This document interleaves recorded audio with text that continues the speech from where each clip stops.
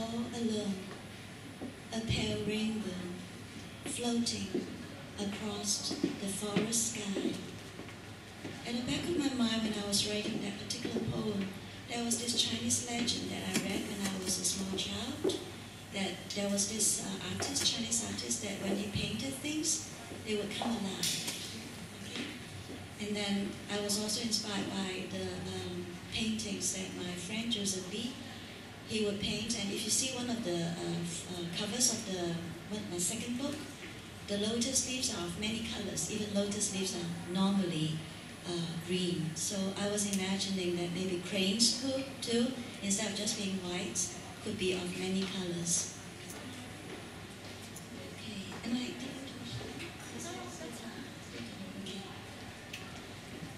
The next poem that I'm going to read is very sad.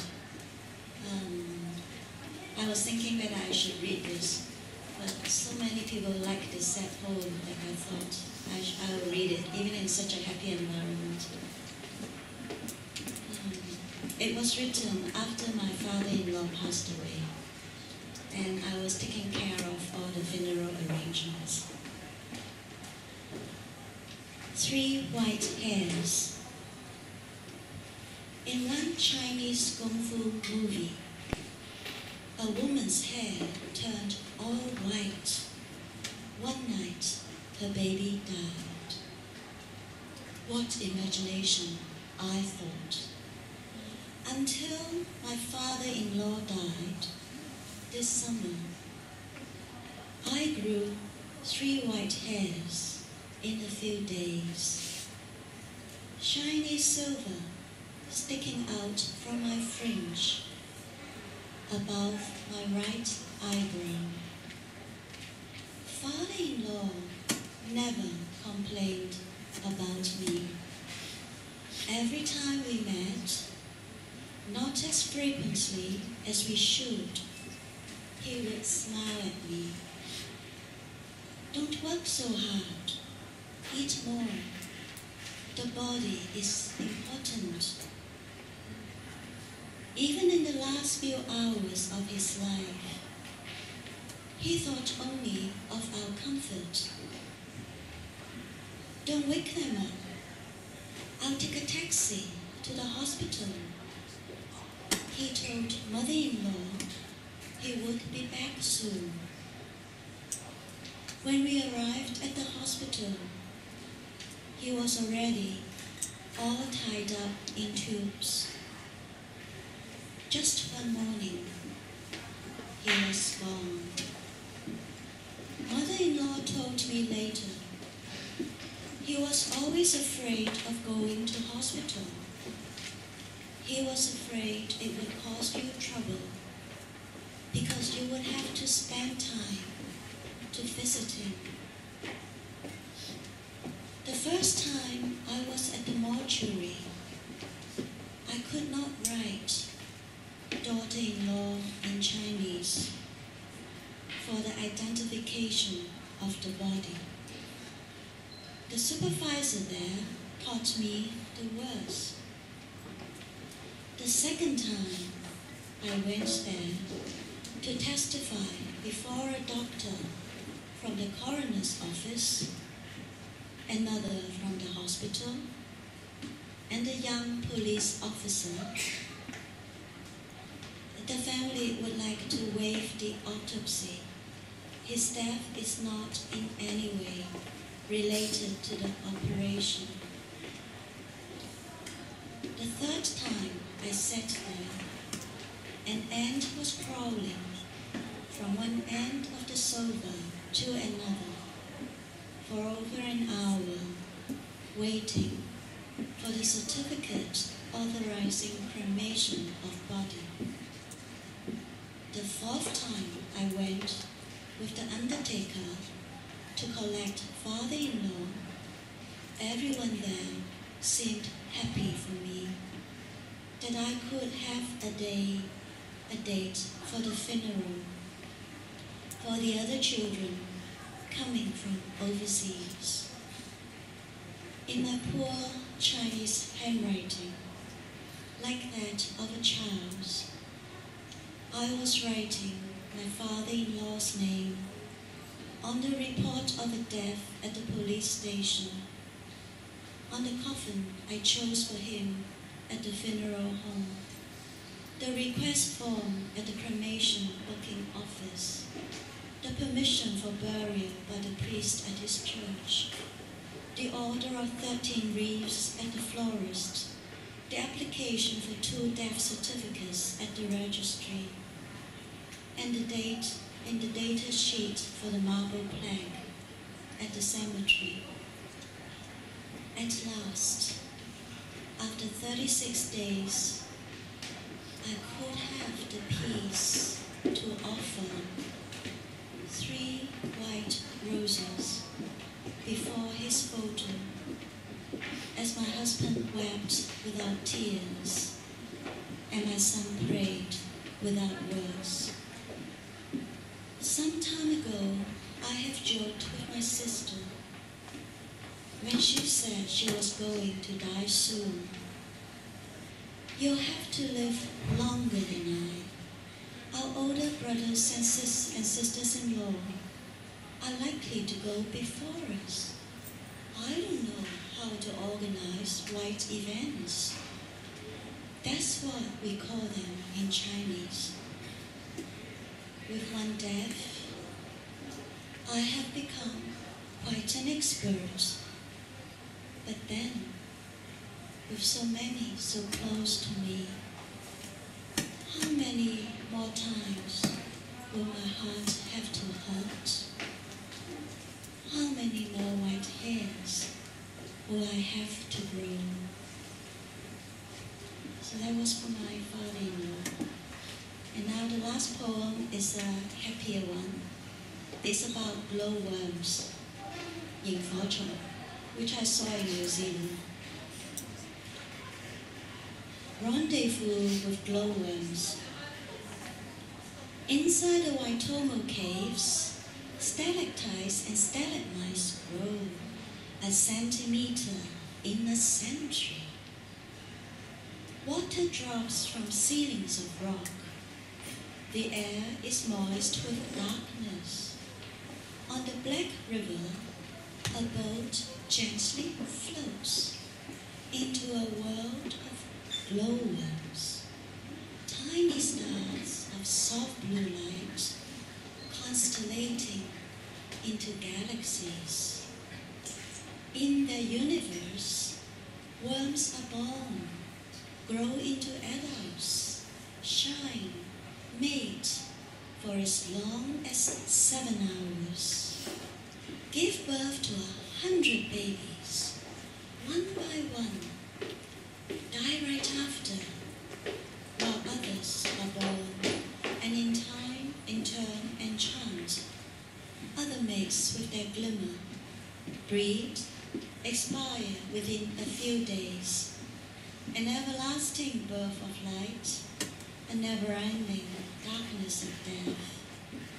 In this grotto is all there is, all that can be, has been, will be. Perhaps the worms know there are other caves, other colonies of their kind. Perhaps they wonder not, as they die before ever, leaving this cosmos lit by their loves. In the innocence, they need not yearn to travel to beyond this cave, this charmed existence of darkness, light, love, death, darkness, light, love, to another space afar, where stars are born, where a day is as 1,000,000 years, 1,000,000 years a day, where angels can love without mating. There is no end to love, no distance, no longing, if time does not exist. Thank you very much. How are you? Okay? When I click my fingers, you will all wake up. Good, it's really nice to be here. Wow, there's so many girls and so few guys. What's going on? Hands up if you are male. 1, 2, 3, 4, 5, 6. Hands up if you are female. Hands up if you're not sure. Okay, 2 people, not sure. I've written a wonderful new book about a really interesting person, me. But rather than read from it, I might just tell you about it, because I write exactly the same way as I talk. And there's one particular bit about careers. I think at your age, you're probably thinking about careers, right? The first time a careers teacher came into my school, I was a kid, and the careers teacher pointed to each of us and said, "You, what do you want to be?" And she went round the whole school, and I was a dreamy kid, and when she got to me, she said, "And what do you want to be?"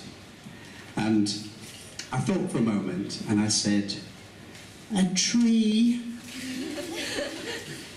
And she said, "You can't be a tree." And I was very disappointed about this. She said, "I'll be back next Friday, and I want you to choose something else." The next week, I spent a lot of time thinking about what I would like to be.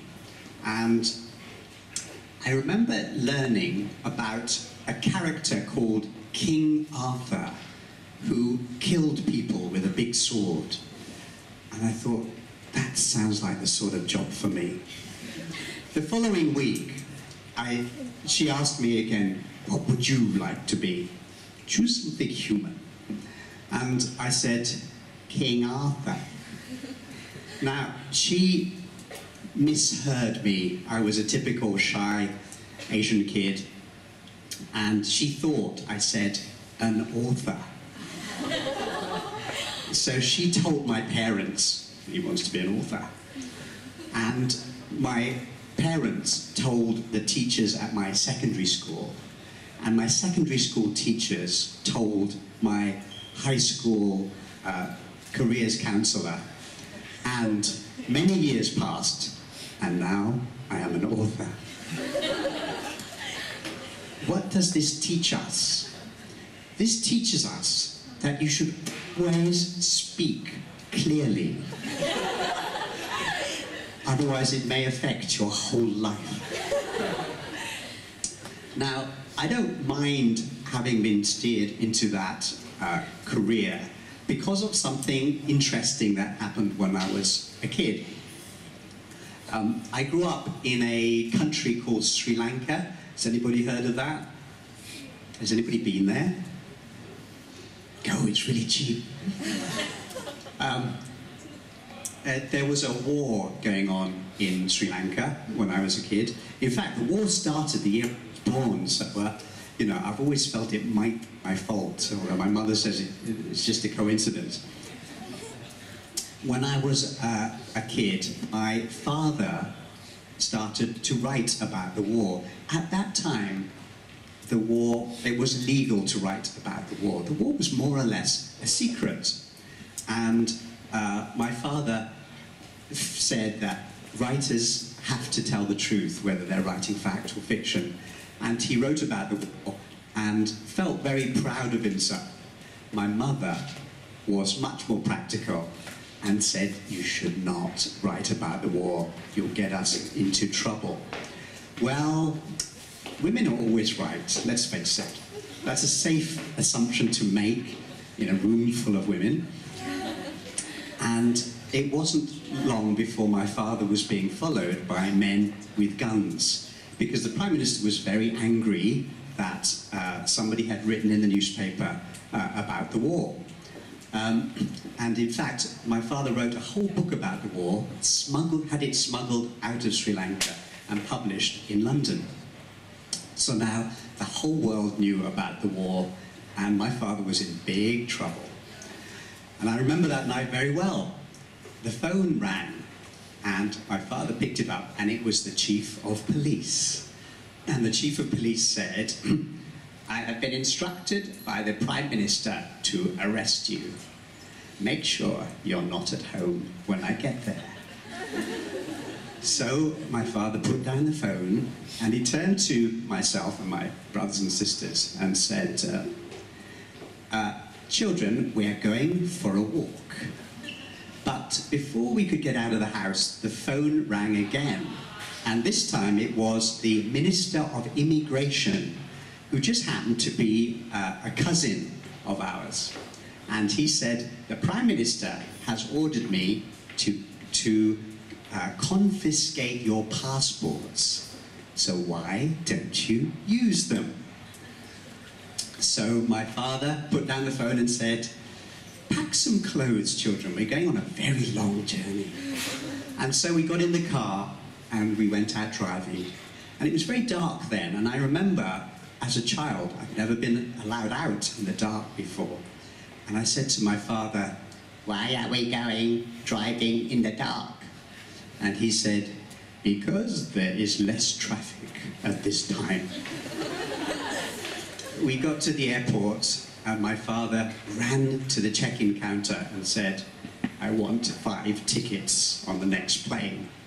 And the check-in clerk said, next plane to where? He said, I don't care. I want 5 tickets on the next plane to anywhere.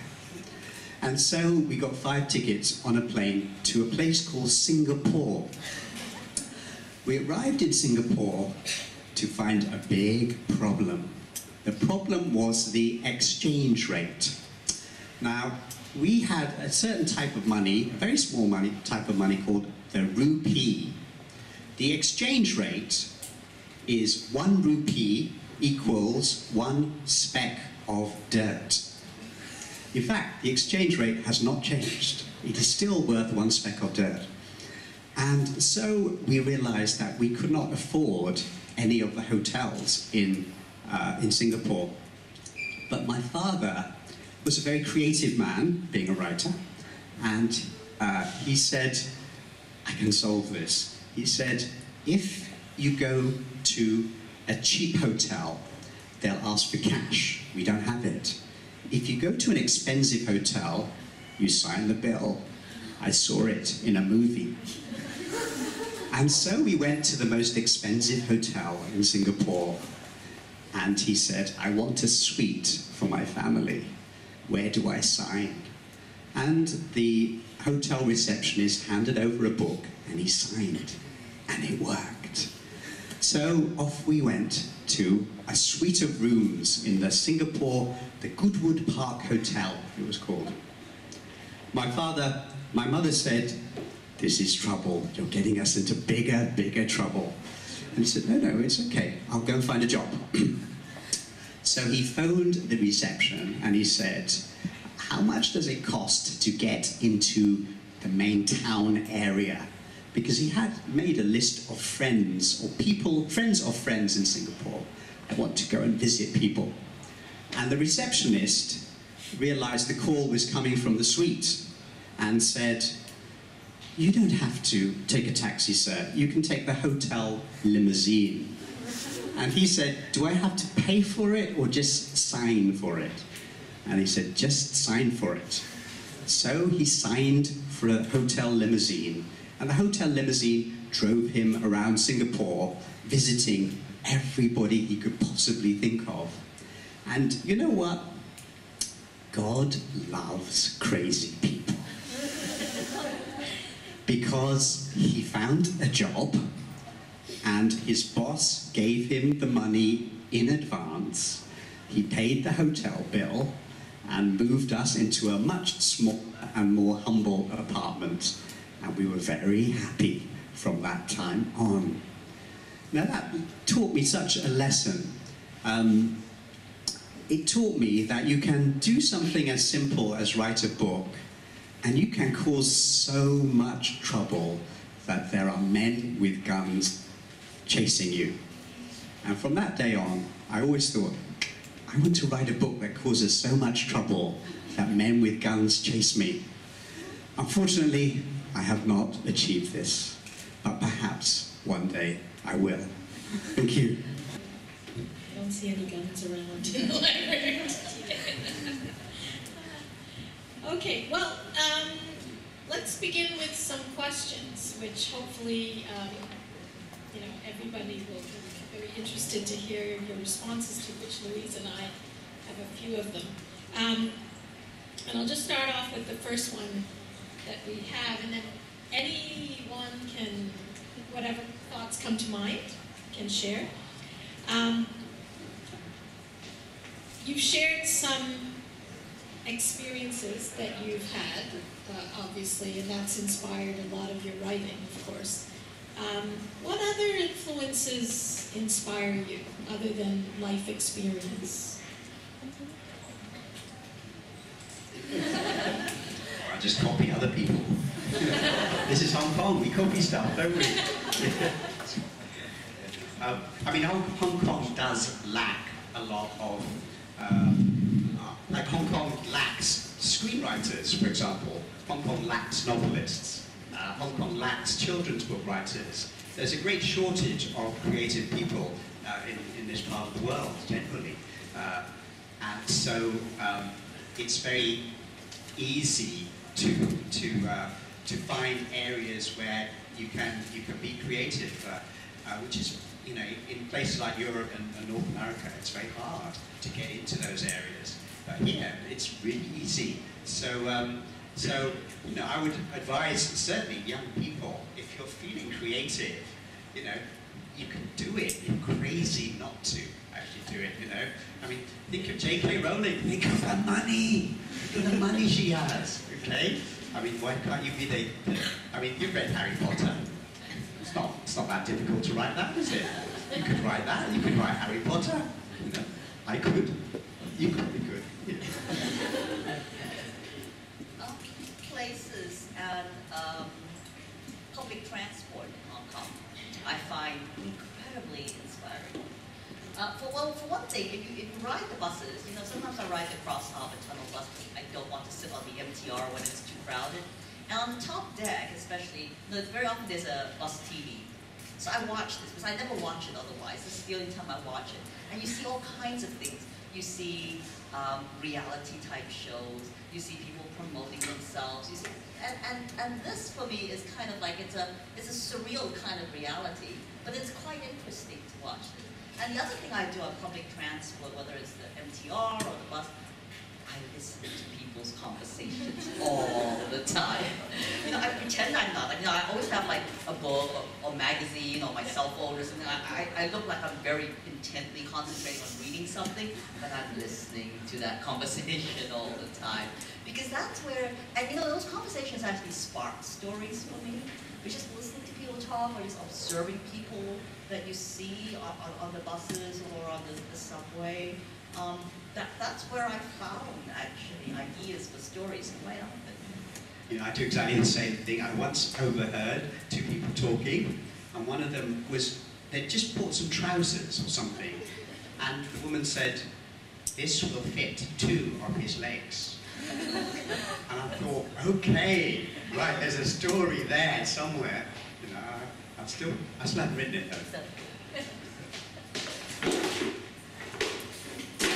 I wrote a poem too about a conversation I overheard when I was at the doctor's reception office. So it's in one of the books. Yeah. So, but I think music can also inspire you.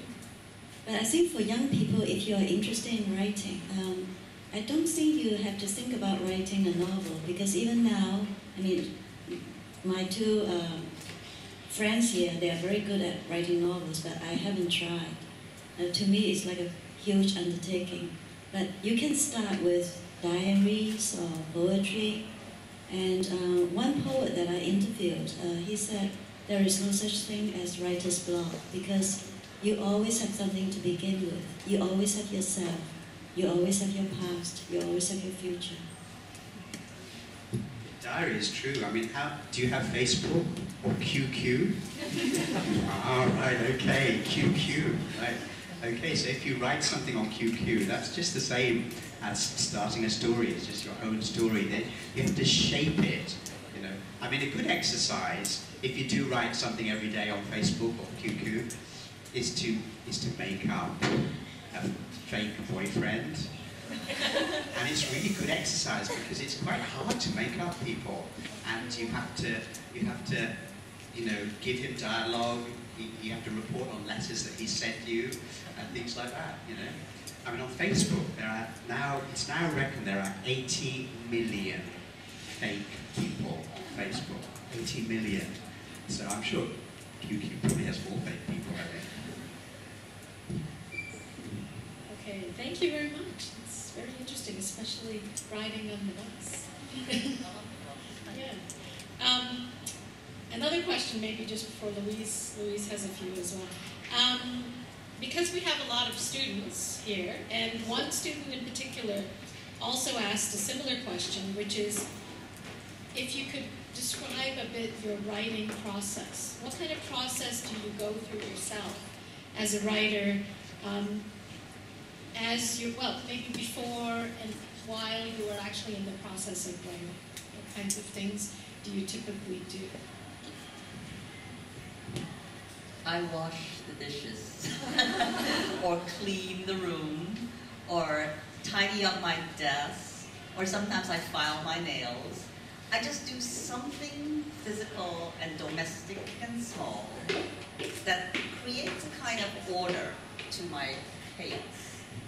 And then I sit down and I write something, whatever it is, And I find that this has been true for years and years and years. It can be, I could vacuum my room, for example, or I could, quite often, I used to have a lot of files when paper was more common, so I would have paper all stacked up on my desk. I'd file it all. And once everything was cleared in a way so that my desktop was clear, and